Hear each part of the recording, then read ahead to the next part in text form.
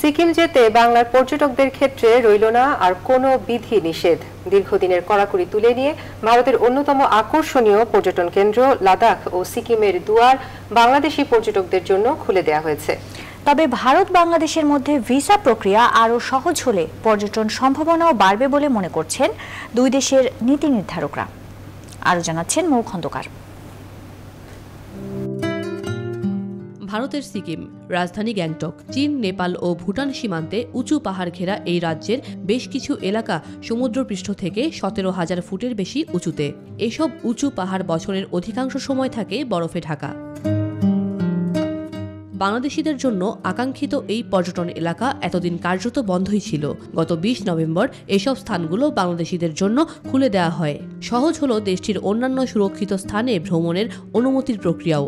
সঙ্গে খুলে দেওয়া হয় অরুণাচল ও কাশ্মীরের লাদাখ। তারপর থেকে বাংলাদেশের পর্যটক ও ভ্রমণপ্রেমীরা ঘুরতে পাড়ি জমাচ্ছেন অনিন্দ সুন্দর সিকিমে।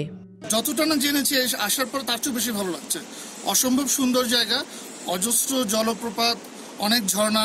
আমরা সকালে কাটাও গেলাম, কাটাওয়ে বরফ নিয়ে ভালো এনজয় হয়েছে।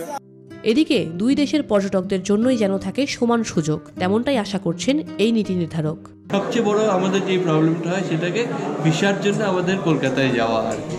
তো সেইটা যদি একটু সরলীকরণ করা যায়, এটাকে যদি অনলাইন করে দেওয়া যায়, যে আমরা অনলাইন ভিসাটা অ্যাপ্লাই করে ফেলতে পারি আর কি, তাহলে আমার মনে হয় অনেক বেশি সুবিধা হবে।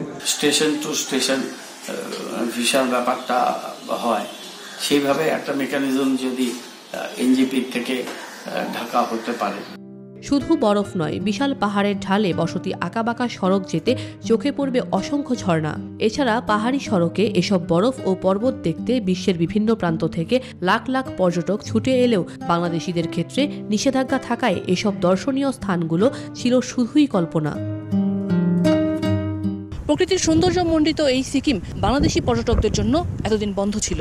তা খুলে দেওয়ার পর প্রচুর বাংলাদেশি পর্যটক এখানে আসছেন। আমরাও কি এভাবে গড়ে তুলতে পারি না আমাদের পার্বত্য চট্টগ্রামকে? মৌ খন্দকার, নিউজ 24, সিকিম, ভারত।